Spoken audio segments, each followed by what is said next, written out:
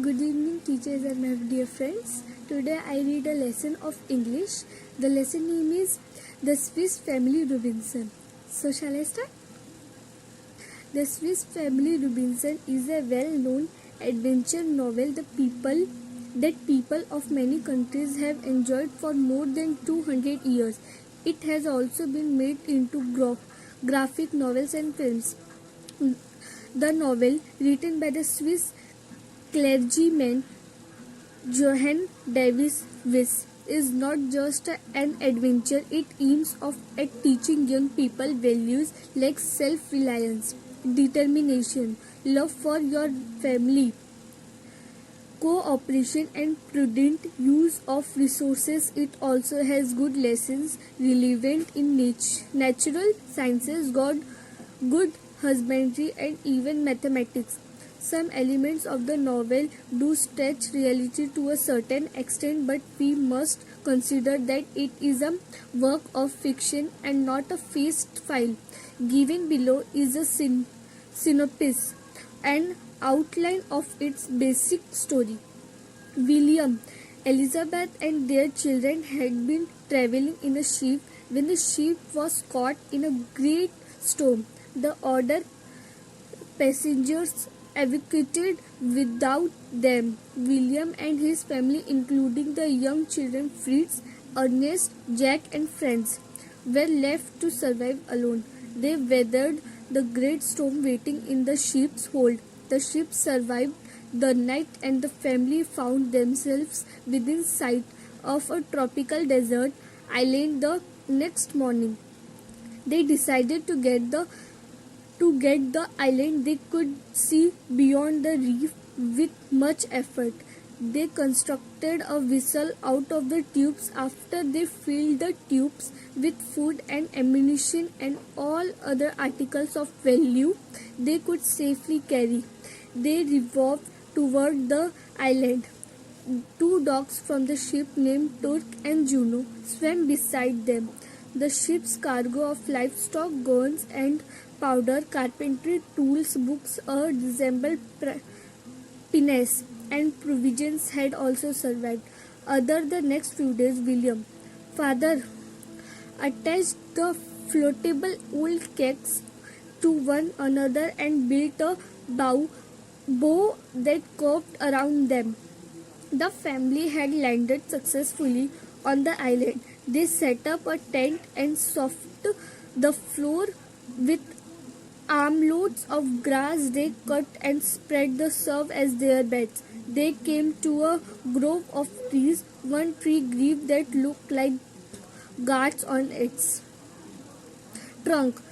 The father told Fritz the goats would make excellent bowls and spoons, and they cut them into various utensils. After some days, Elizabeth informed William that she wanted the family to move a safer place. Their current camp was not only exposed but also very dry and hot. If they build a house up in one of the large trees, they would be safe from jackals. And she described a perfect tree for the project, one whose trunk was nearly 40 feet in diameter. The branches were very long and extended straight out from the trunk, making them perfect platform for a structure. Later, when determining the height of the lowest branches, the father taught the boys geometry and how to use a triangle to measure a big object. He measured a defined distance from the trunk.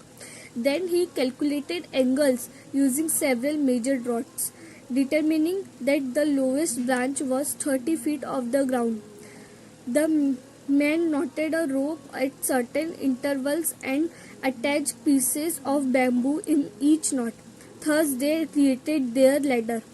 Father returned to the beach and collected driftwood, thinking it would be perfect to build a sledge on runners rather than wheels. Later, they used it to transport materials. Meanwhile, Elizabeth announced that the garden she had been tending was producing healthy plants. Corn, melons, pumpkins, and cucumbers were already growing. The next day, only the father and Fritz traveled to the woods, exploring and finding such exotic plants as one with waxy fruit, from which candles could be made. Fritz discovered a tree exuding a rubbery sap from which his father claimed that they could make boots. Thinking ahead of the next winter, father decided to create a place safe from the elements, a strong storage spot to protect themselves and their belongings. Fritz came up with the idea of a cave. Not finding one, they thought of carving out their own cave in the rock abutting their camping site. Once the smooth face of the rock, father marked the dimension for an opening. They picked away at the hard surface with their axes, chisels, hammers, and shovels. Over the next several days, the family cut windows in the rock to allow for cross current of air and for sunlight to enter the cave.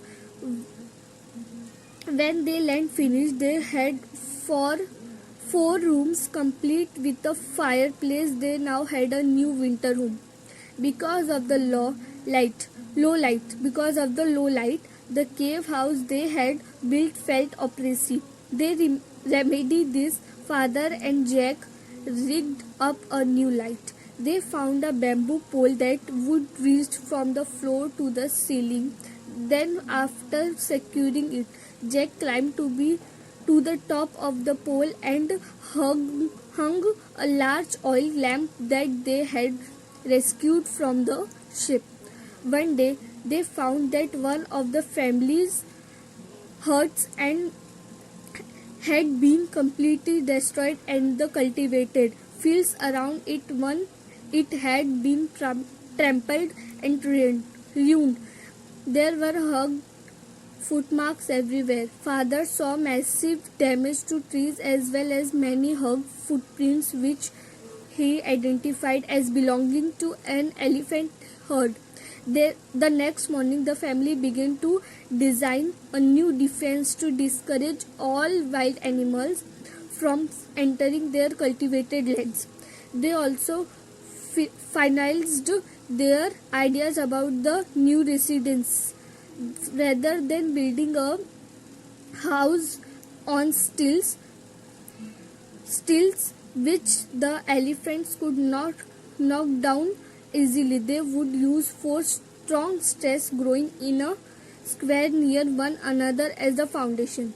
The stakes were of equal size, approximately 12 feet apart. Thus, they built another safe home.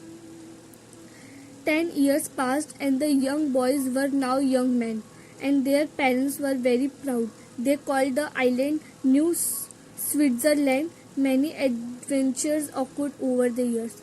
On the shore, another island Fritz and knocked down an albatross which was threatening to attack him, and found a rock tied to the large bird's leg. On the rag was a message that an English woman had been stranded.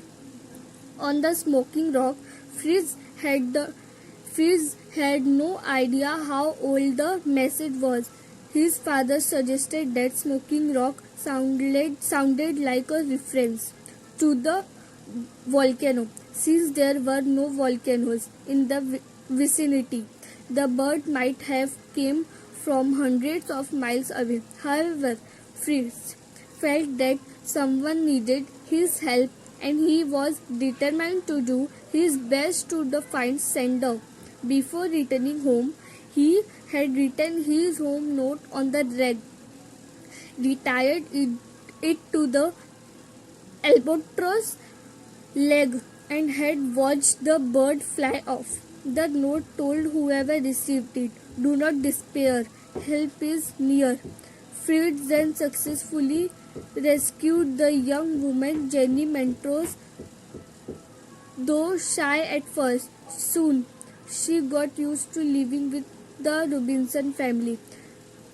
One day they saw the ship which had laid anchor, and encampment had been set up on the smaller island. After checking the people through their glass, Fritz and his father decided to announce themselves after they had returning home and cleaned it up.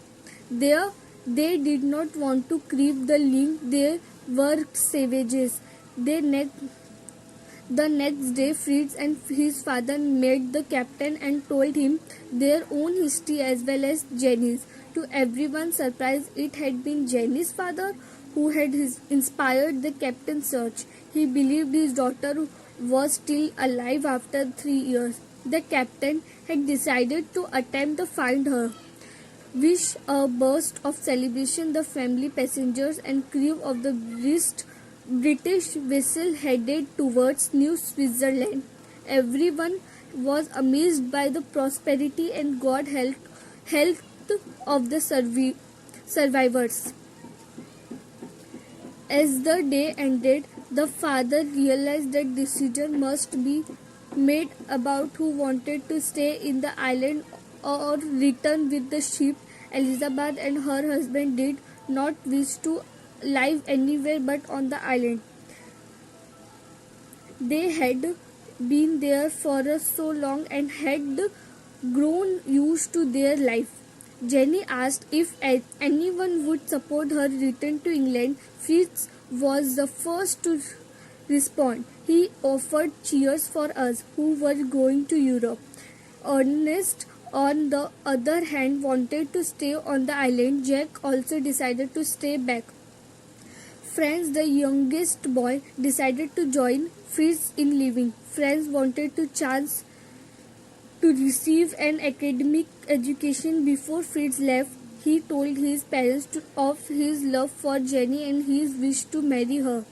The father had kept a record of all the adventures they had on the island. He handed over the journals to the captain to be published. Then the ship departed. Thank you.